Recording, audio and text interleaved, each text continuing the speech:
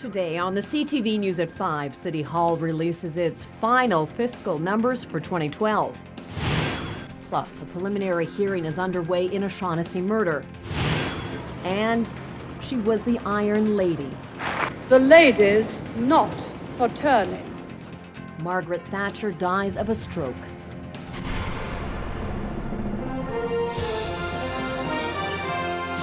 CTV News with Jackie Scantlebury. Good afternoon. The city of Lethbridge has finished its 2012 budget year on solid financial footing. Lower than expected employee benefit costs and a reduction in the number of property tax appeals helped the city to finish with a surplus of $744,000 in its corporate accounts. Underspending by a number of city departments also helped the city end 2012 in a good position financially. The Lethbridge Regional Police Service and Fire and DMS led the way, resulting in an overall reduction of spending of $1.4 million. Now that's going to be carried over into the final 2 years of the city's 3-year operating budget. Utility operations finished with a $3.1 million surplus, and snow removal expenditures were $1 million under budget last year. The snow removal surplus will go to offset an $8.1 million deficit that accumulated from 2008 to 2011. The unaudited year-end financial report was reported to City Council's Finance Committee today. $220 million. That's how much Alberta Health Services will cut this year by eliminating some administration costs and other overhead.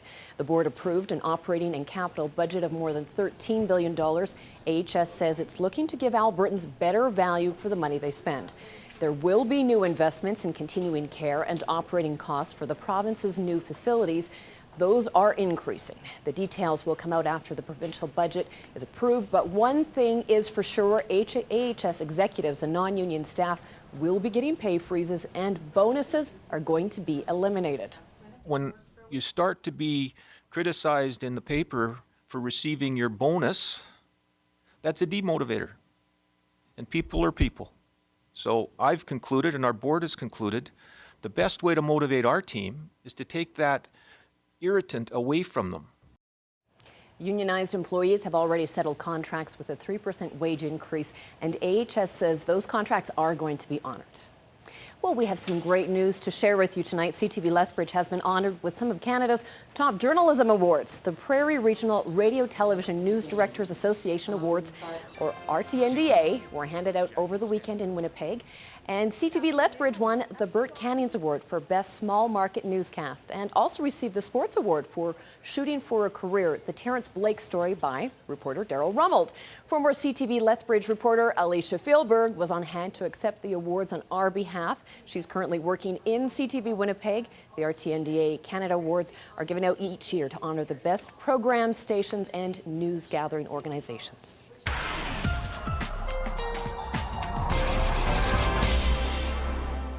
And here's a lady who has won more awards than I can keep count of, Dory Rossiter.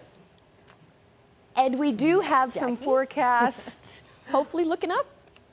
Well, we do. And I mean, we had a little bit of snow that came across. It started last evening and then continued overnight. We had a few centimeters on the ground. Some people just got a light dusting. Some areas saw 2 to 3 centimeters of snow. That is starting to compress to the south thanks to an area of high pressure, and that means we've got sunshine ahead. I'll give you all the details in a couple of minutes. Thank you, Dory. A preliminary hearing began today for a Mexican man charged with a murder in Shaughnessy over 2 years ago.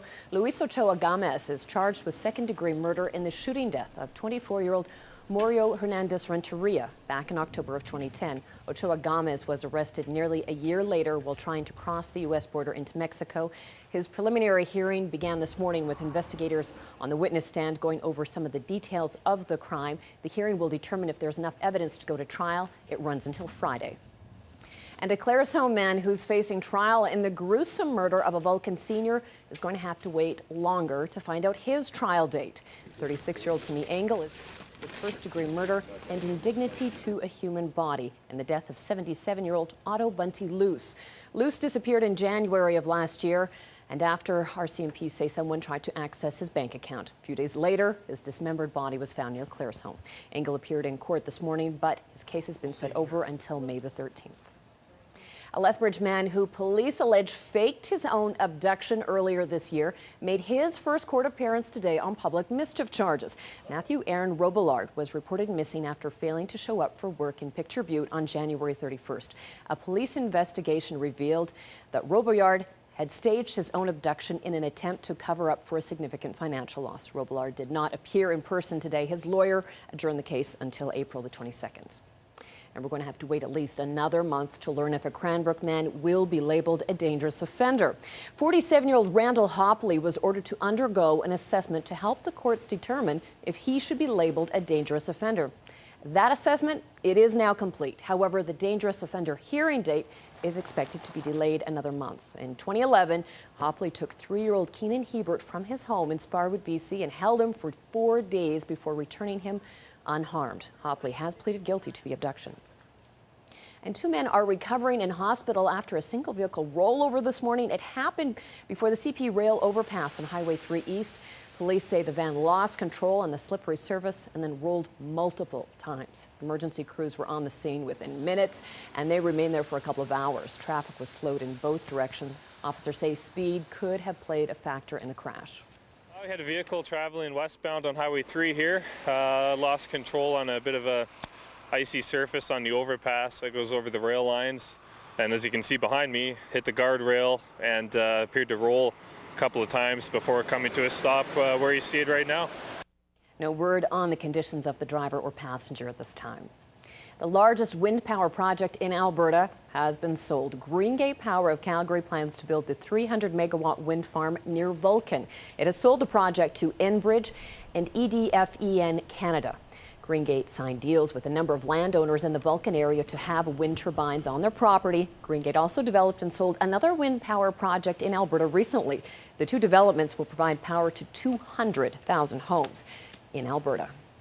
Lethbridge Immigrant Services says despite Canada being the land of opportunity for newcomers, finding professional jobs for them continues to be a challenge. Immigrant Services hosted a workshop this afternoon at Lethbridge Lodge. Its purpose is to help employers become more culturally aware and teach immigrants how to properly network. Lethbridge has the highest number of Bhutanese immigrants in all of Canada at nearly 800.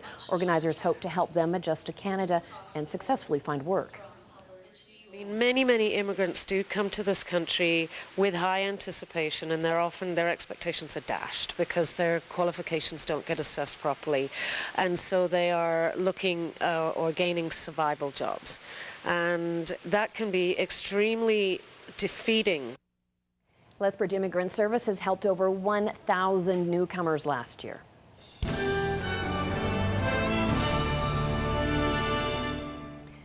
To many, Margaret Thatcher was a role model. To others, she hurt the poor and helped the rich. But there is no question about the influence she has had in Britain and on this side of the Atlantic as well. Steve Handelman reports on Margaret Thatcher's death. British Prime Minister Margaret Thatcher was such a force. Where there is doubt, may we bring faith.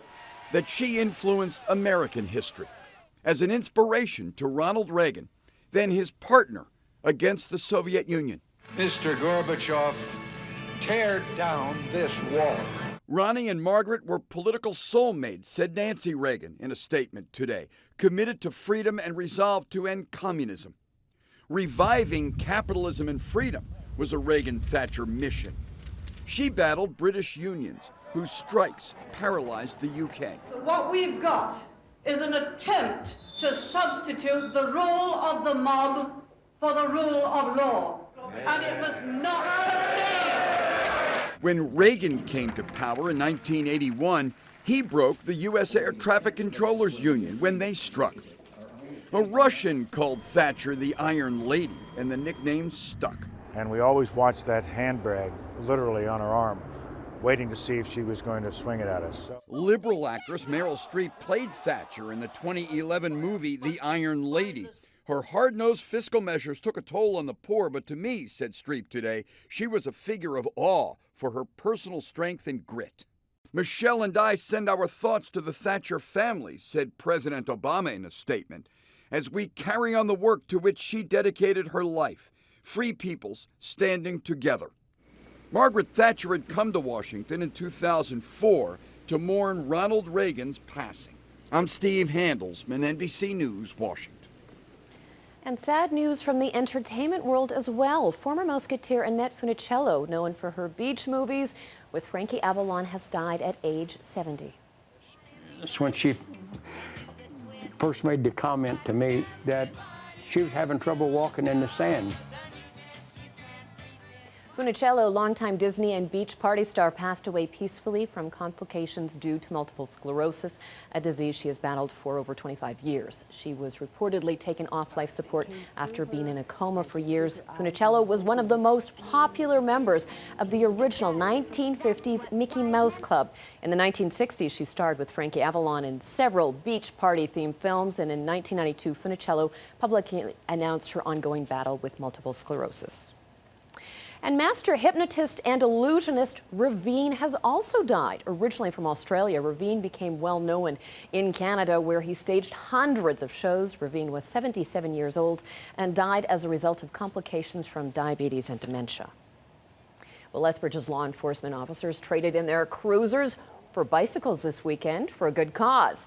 This was the scene at Park Place Shopping Centre on Saturday. Officers took turns riding stationary bikes for the annual Cycle for a Cause fundraiser to aid Special Olympics athletes. They almost doubled last year's totals, bringing in over $7,700. Officers say they always look forward to this event. I honestly believe every time that I come to one of these events, I'm the one who's the rewarded one, because they're so special, they're so appreciative, they're so loving, so understanding, so caring, and the cool thing is that they so appreciate what we do for them, and that they know that without our efforts to raise money, they wouldn't be able to participate, so they're so appreciative of it. Well, each individual has their struggles with disabilities, showing who we are as athletes, showing who we are and what we're doing and why we're here.